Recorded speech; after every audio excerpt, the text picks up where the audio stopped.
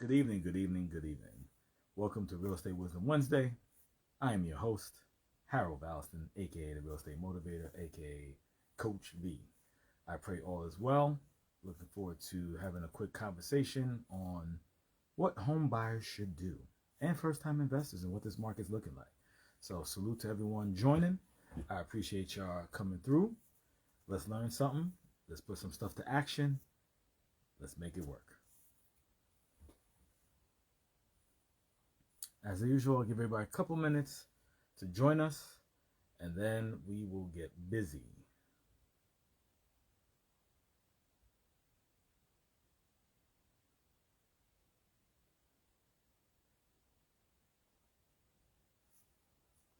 Greetings, Don, Ron, who is that? Al B.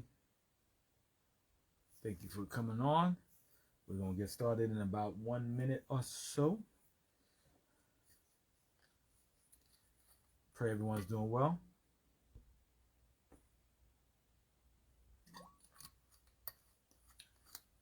So it's interesting times right now. And I'm going to re-explain to you guys and gals what's contributing to this current market, what's been going on, how's it affecting kind of what's on the streets, the so-called spring market. Yes, I do. You just have to put a higher down payment. That's all.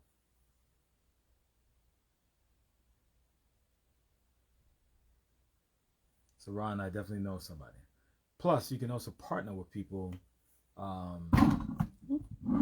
Kick the pole, sorry. You can also partner with people who have a track record to help you get better terms, if that makes sense.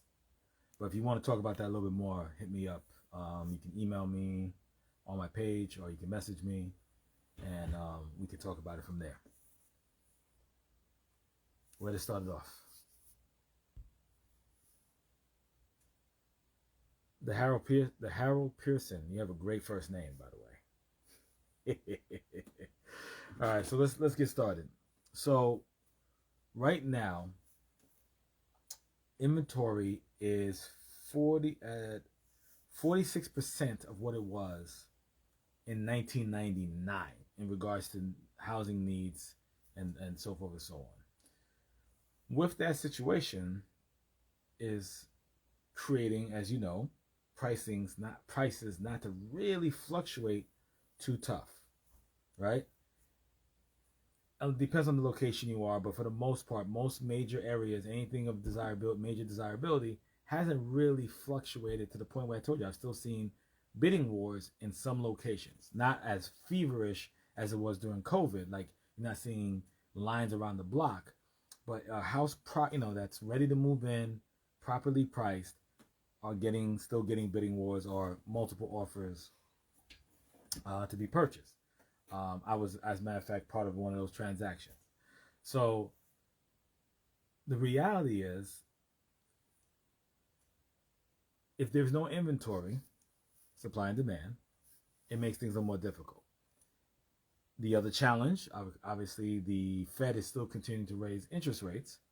And if I saw rates between, on the lowest end I saw was like 5.96, but that's like a 15-year mortgage or something crazy. You have to have like A1 plus credit. And then as high as like high sixes, right? Close to 7.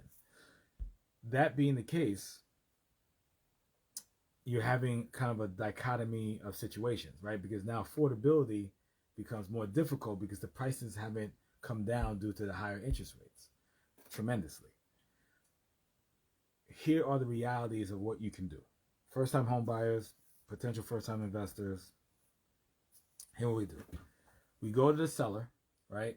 The seller is going to share with you, and especially if it's not in a market that gets these bidding wars, seller's a lot more amenable to more creative type of ways to get the deal done, right? So here's one way.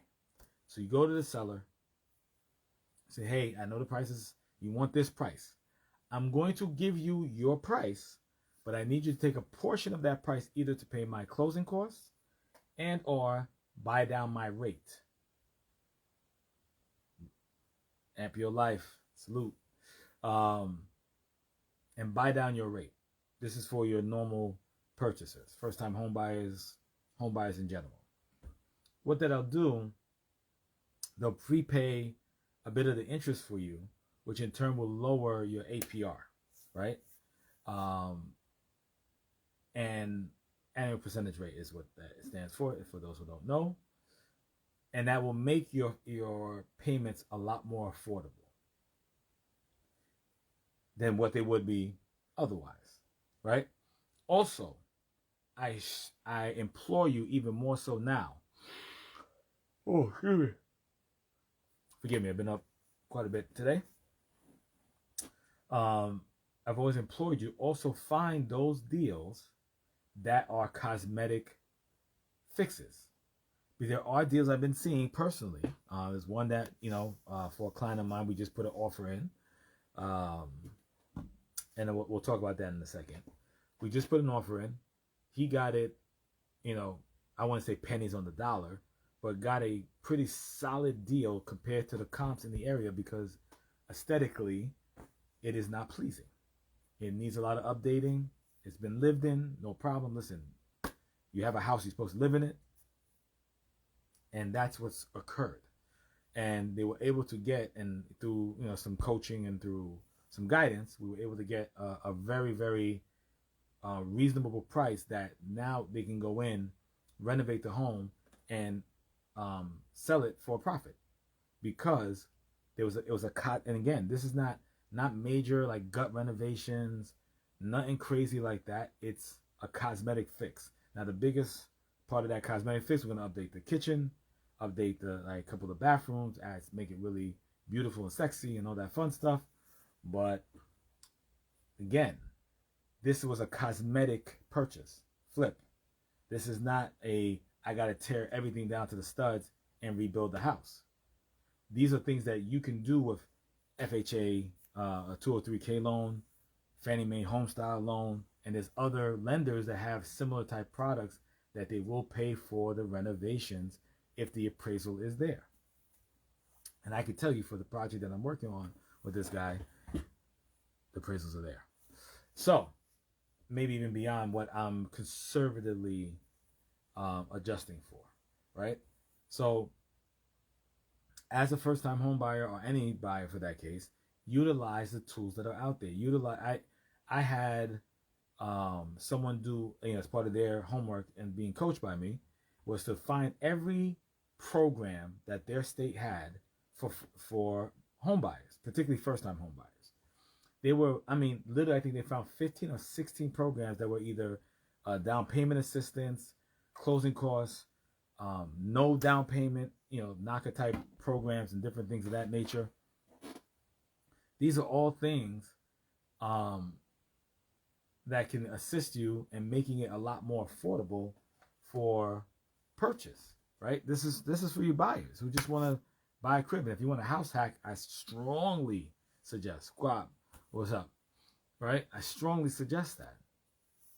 Now, in that similar vein, for your newbie or first-time investors, finding those cosmetic flips and then utilizing hard money or some form of financing in that respect, bridge financing, again, is a cosmetic thing. So the scope of work won't be so high, right? First and foremost.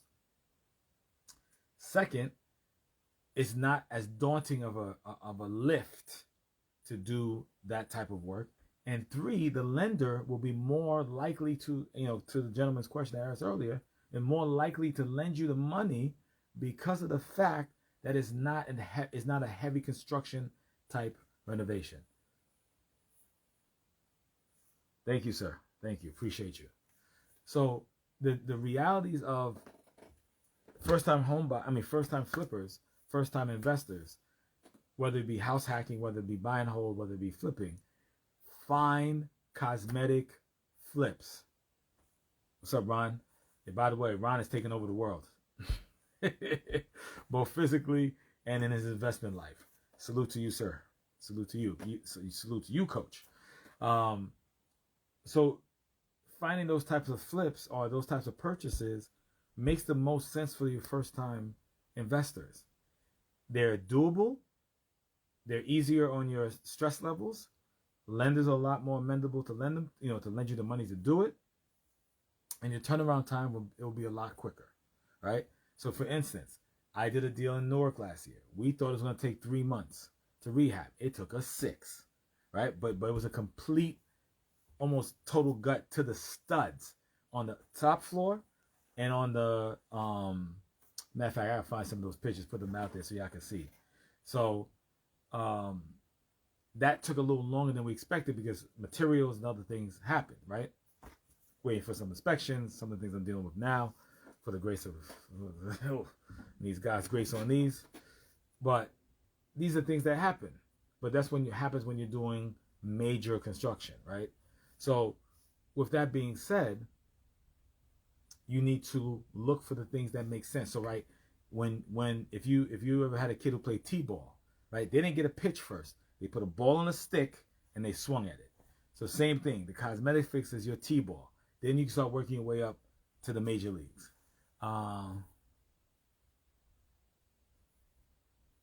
So incredible. This is what I'm mentioning to you.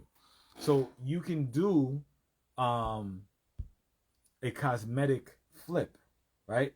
You can pick up something that doesn't take a lot of effort. So like the budget for rehab is not over $100,000. It's 35, 40, 50 grand max, which is a reasonable cosmetic flip. And as long as your ARV and everything makes sense, those are the kind of deals first-time investors or relatively new investors should be doing, and then work their way up from there. See, there you go. Yeah, this is proof in the pudding, as Ron is saying. You have to say, look, and take this from me, a person who has experience. It is a pain in the tuchus when you have to deal with permit issues and delays and all kind of stuff because of these gut renovations. You can take they say put lipstick on a pig. You can take so like, I'll give an example. You can find a house that has somebody who's been living there for 30, 40 years, who decided that paint was the only update and upgrade that they needed, that they still have the original bath there. They may have updated the cabinets or something a little bit and updated appliances. But other than that, nothing else is updated. That is an opportunity to come in and design something that's phenomenal. You know what I mean? Oh, Ron, join us if you listen. I love the interaction. I hate talking just to myself on a damn screen. Jump on in. So those are the opportunities that you can win and win big and quick. Matter of fact, I'm looking for some of those. So don't get it twisted. Y'all leave them out for me. I'll take them. Correct, family. I have a deal that got stalled for 8 months due to permits. I had another deal stalled for 3 months due to permits. I got one right now being stalled for a month or so because of permits. I'm blessed. Thank you, Control. Coach, what's good, bro? I'm blessed and highly favored. How about yourself? I'm good. I see you in the man cave. Yeah, the outside man cave, of course. Yeah, so when There you I go. came in, it was right on time. And you was talking to the fact that, first time investors like myself shouldn't go get anything that's crazy. And the property I picked up is just like you described. I don't need any plumbing. I don't need any electric work. I don't even need sheetrock, really. I just need paint. I need a new bathroom, which is, that's not considered major. It's not that big. It's only one bathroom. And I need some Okay. refacing in the kitchen cabinets, floors and everything. But that's it. And the numbers work for me as a first-time investor. I picked the house up for $150. My contractor quoted me all in about $40,000. Yep.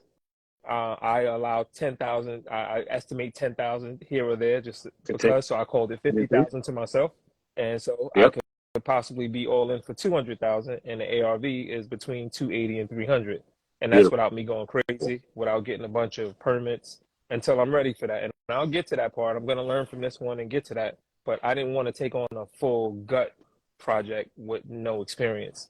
Because one, It's you not don't have experience fun, with a people. contractor, and you don't have experience managing. I personally don't have the experience managing a project that size, where I got to manage plumbing, electric, making sure everything's up to code. And, I think you put yourself in a position where these contractors can start telling you anything because you don't really have the experience, and they can smell that a mile away.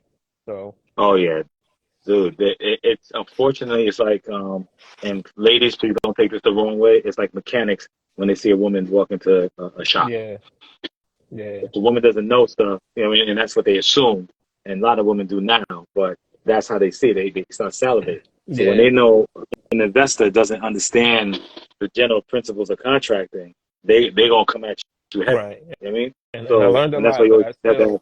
I just wanted to, come and be a witness to the truth that you were speaking on that, because that is 100% true. Because I've had other houses that were available to me, but the scope of work was just kind of crazy. Like, I had a full firehouse, full burnt down fire, and even the Oof. contractor himself told me, like, dude, like, he was really cool. He was like, as a new investor, I don't recommend this one.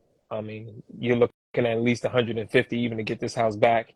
Then you still got to go for these permits. It was supposed to be a 3-family, but it's really listed as a 2-family. But it was a whole mess that I didn't want to. I can only Mhm. imagine that of what would have happened if I'd have got into that. So I remained Mhm. patient and was patient. Kept doing my homework and made sure the numbers work. And you're 100% right. It's not easy to find something like that, but you just got to put in the work.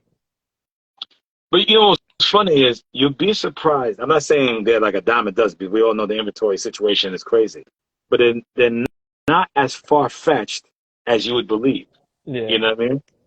Every neighborhood and I would say almost every neighborhood that you see a listing, there's a house like that in that neighborhood. You just have to be first to it and understand how to maneuver it. That's what a lot of people don't realize. So when I walked into this house with my client and I looked and I'm like, as soon as I walked in, I'm smelling dog pee. I'm smelling, you know what I mean? Because this dude don't bring the dogs outside. He got these two little dogs, and I'm looking at the kitchen. I'm like, all right, how long has this been on the market? I'm looking at the bathroom. I'm looking how, what I mean? I'm seeing how it lived in the house again, and they Right. lived there for a long time. There's nothing wrong with that. But I told my man, I said, listen, if they're willing to give it to us for this number, this is a deal. Yep. Because on a fire sale, if we do this right, on a fire sale, we can sell it for X amount. Correct. You know what I mean? Yeah. So it's one of those things that you have to. And salute to my man, the credit dude. Yeah. Jose, what's You up, you bro? got you gotta you gotta appreciate where you are, right? And a lot of Yes. people try to take on things too big, too fast, right? Listen, I've been caught in that trap. And this is me speaking from experience. I'm trying to tell you, it's not fun because people forget. So let's break down the anatomy of a deal again for everybody, so you get it, right? So there's the finding the house. When you find the house, right, you got to get some money for the house, but you got to put a down payment. So let's call it, for sniffs and giggles, I'll call it. Let's say it's 20%, right? Because you're newer to the game. So let's call that same house you bought 150 grand. You put in 20% down. That's 30K. That's before closing costs. That's before the points from the lender. That's before title. That's before your attorney, if it's an attorney state, whatever. For So your let's call it appraisal, total everything. all in 40K, Right. right? Let's call it 40K. So just so everybody know, you're $40,000 out of your own pocket. But what they don't tell you, many of the gurus don't tell you, you need another 5 to 10K bare minimum to get the construction started, so you can get the draws from the folks. That's If you're correct. doing it the hard money, if you're doing it at 2 or 3K loan, not as relevant, but you still got to do the diligence with your contractor to make sure that they can handle the scope of work out of their own pocket and then get paid from the bank and get the draw. Right. So there's two edges of the sword. So a lot of people, and then people forget to also mention you still have to pay the mortgage and the taxes and the insurance while you're rehabbing. So That's correct. if you get delays like I got in a few of my deals, there's something called carrying costs. So for me to carry the property costs me money. And what costs you money if you fight on more than you can chew. This is where people get hurt. And this is where you hear stories of, oh, real estate don't work, this, that, and the other, because they weren't made informed that, whether you got the permit or not, the banks still want their money. Correct. Period in the story. And then if you go beyond the time the frame, I'm using hard money example. Beyond that certain time, if Buddy. they gave you the 12 months, now you got to pay extension fee. Then your interest rate might change what they gave you before. These are all the things that you got to think about and understand. But if it's cosmetic, some of the work you can do yourself. If you don't have to pay, go in there and pay yourself. Yeah, and you don't want to get caught with them extension fees. I mean, I know when I did hard money and that paperwork they make you sign. I mean, I'll just say this: they can choose to give you an extension fee, or they can choose not to. It's up to them. And Correct. the rate that like I was told is, you ready for this? If I don't complete it in time, they can either A, take over the project and complete it for you, and then they'll sell it and you get what's left, if it's anything left, or 45% over your interest rate that they gave you. Yep. 45%. And if you don't sign it, you ain't getting it. So it's time to push you to get that project done. So Yeah, because if they consider a default at 45%. there you go, 45% for a default, and that's it. One of mine was quoted at 35%. See, now they're getting more expensive. Yeah, so that kind of that put the little fire under you to get it done. And the only way you're gonna get it done is, like you said, if you educate yourself ahead of time before you're dropping that kind of money, and making sure you know what you're doing. Like the way I see it is, I just patient, because if I was spending 45,000 on a car, I would have been on Instagram, YouTube, finding out everything about all the features of that car. Then when I got to the dealer, I would have test drove the car. I would have did all this homework on the car. So there's no way in hell I'm gonna spend 45,000 on a house and not know the ins and outs and have my multiple exit plans and exit strategies before dropping that kind of money. So Well, just so everybody know, my man just dropped you some jewels. When you evaluate a deal, always understand how you get it out. Worst case scenario. yeah, Worst case scenario. hopefully have a few ways to get out, because one way to get out may not work for you. Correct. So you may have to another way to get out, and then another way to get out. And I'll give you guys an example. Have a house in Chicago. Knew that the tenant was supposed to move out. She didn't. She was Section 8 by the grace of God. Tenant's still there. I could technically sell the house with her in it, and I would still make money. Not as much as I'd like to, but guess what? I can also refinance out the crib, right? There's a lot of different ways to play this. So you should always, especially flips, you should do it the math where, worst case scenario, you got to keep the property, or at least either cover itself with the rental, or maybe even cash flow even better. As an FYI, everybody. It's funny. They're gonna think we're lying, right? They're gonna think this is staged, because the house I just bought has tenants in it that's supposed to be leaving. But part of my exit strategy is the same thing. They're Section 8, and the Section 8 covers my carrying costs. So worst case, I know I can keep them there, and I can refinance out of it. I could sell it with them in it. Same thing, or I can just buy it out myself. Just there's a couple of things I can do to get out of it, but I have different plans to get out of it. So I'm not going to be stuck with no 45% default, or have the hard money lender take over the house, which also builds a bad relationship. So you can't even go back to that hard money lender, or probably any hard money lender, if I exceed the time, because they're not going to trust me with another deal. So Correct. Correct. So, but that's So, yeah, all, man. I just wanted to thank you again for everything, man. For you doing this. This is what really kickstarted me. It's got me introduced to everyone else that helped me along the way. And I'm telling you, man, like the stuff you kick on here is real, and that's why I wanted to get on here, just to show people that what you're teaching is 100% real, and I'm experiencing it right now as you're teaching it. Everything you're saying, down to the Section 8 tenant, is exactly what I'm going through right now. Exactly. I appreciate that. No I problem, appreciate that. bro. Thank you. I Thank you appreciate you, for man. my validation. I appreciate it. I owe you a pan of mac and cheese. Yes, man. And there was another dessert I think you made, so I need some of that too. I got you, man. We'll talk. All right, bro. See, this is what we part of food. Yes. Yes, but yeah, he's definitely teaching you on the right thing, man. Follow this man. I'm telling you, he definitely leading you down the right path. I appreciate you, sir. Appreciate you, man. Have a good night, everybody. Peace out. Thank you. Thank you. So incredible. As far as insurance, the reason your insurance down in New Orleans is so high is because you're in Hurricane Alley. Or you have the opportunity like Katrina. So insurance companies have rated New Orleans means a little more on the what's the right word? Cautious side, right?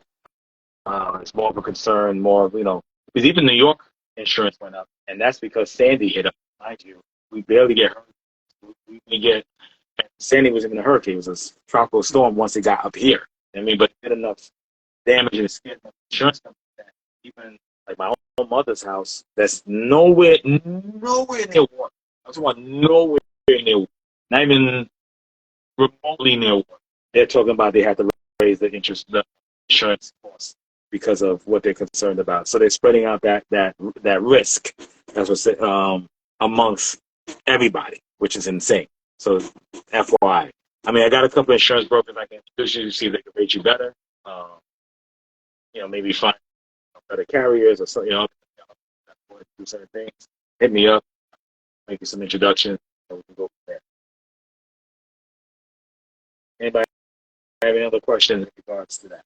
But I just wanted to make sure, both for first-time home buyers, there's ways to get, or not even necessarily first-time home buyers, just people just want to buy a house, right? There are ways to make the deal work for you.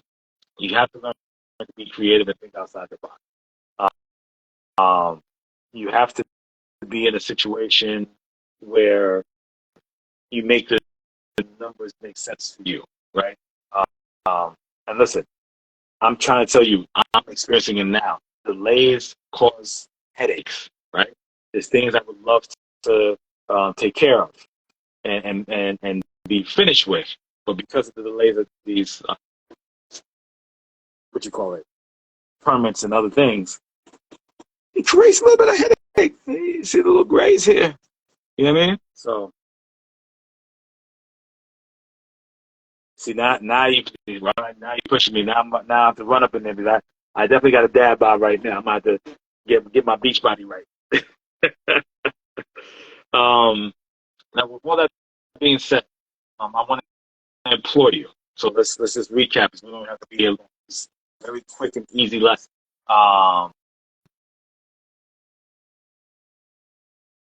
Nice, beautiful, I love it. Well, it's money out of your pocket, kind of, but you still gotta pay for it. But like straight cash out of your own, savings, whatever. You use that. Very smart, man. Assets over liabilities. Love it. At the end of the day, folks, let's recap real quick. First time home buyers, get creative. Find not necessarily distressed like foreclosure or short sale. Maybe just distressed in appearance. This is for both the home buyers and the first time investors. So that's cosmetic fix. It's a little bit depreciated, be below the market. Maybe the seller be not particularly if it's a estate sale and things of that nature. And then utilize that to your advantage to get a deal that makes sense for you and it's still worth the numbers. You also find a situation where if you got updated and you get a 2 or 3K look for Fannie Mae, home style, whatever, now you can build in with the seller to say, hey, within this number, I need you to pay down my costs, right? Whether it be my closing costs, pay down my rate from my mortgage. Those are different ways to make it make sense for you. For the first time investors, do a deal that you can get out of in 3 months, give or take, right? Or construction wise or updating and things of that nature. Nothing that's going to take you a year. Trust me, it's not fun. You eat into your process, right? It causes you headaches at times when you expected funds to be here at this time and you want to do other deals, do other things and take care of your investors and all that kind of stuff. So I'm showing you the way to do it, especially if you're getting started. If you don't mind, at a certain point when you get to a certain level and you have a certain level of reserves, hey, go for the gut renovation, go for the construction, do those type of things as long as you got the time to and calculated that cost of money and opportunity. So, I don't know if anybody got any other questions. I'm hoping that you got something from this tonight. Give me a thumbs up, a little hearts, whatever. Let me know that I imparted some value to you in some form or fashion.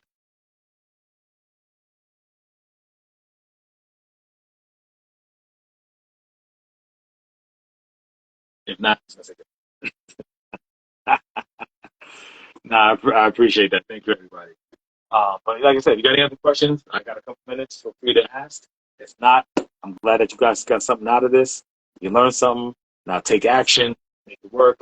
Ron is a perfect example of taking information and going doing something with it. Right between myself and some of the other gentlemen I know that he's got down with, learned from, mastermind, and all kind of stuff. It's all paying off for him because in the long term, he's going to build, a great situation for himself and his family.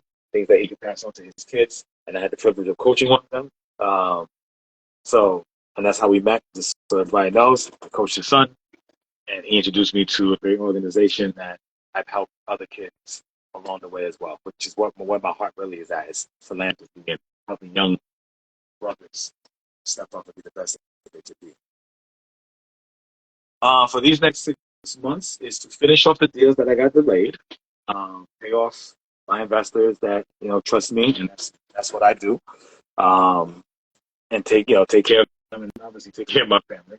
But I do have some other opportunities I'm looking at, both locally and surrounding areas in regards to program type deals. But I see programs meaning Section 8 veterans, homeless, domestic violence, and those kind of things. I'm looking for opportunities and where I can create that transitional house, safe space for those. Like I said, I like to do good while doing good. So if I can help people while still taking care of my family, it's a win-win for me and everybody wins in that case. So with that said, hope to have anywhere from 2 to 6 of those type of houses by the end of the year, depending who I can bring together to get those done. And like I said, enjoy doing good while doing good. What anybody else want to put their next? Listen, we're at the halfway mark. Tomorrow marks the beginning of the second half of the year. Well, July technically is the second half of the year, but June brings you into this summer and things of that nature. If anybody want to post some goals here, that way you can hold yourself accountable. Take a screenshot and let's get it done. Listen, this is recorded out there, so check with me in December or January. Let you know how we did.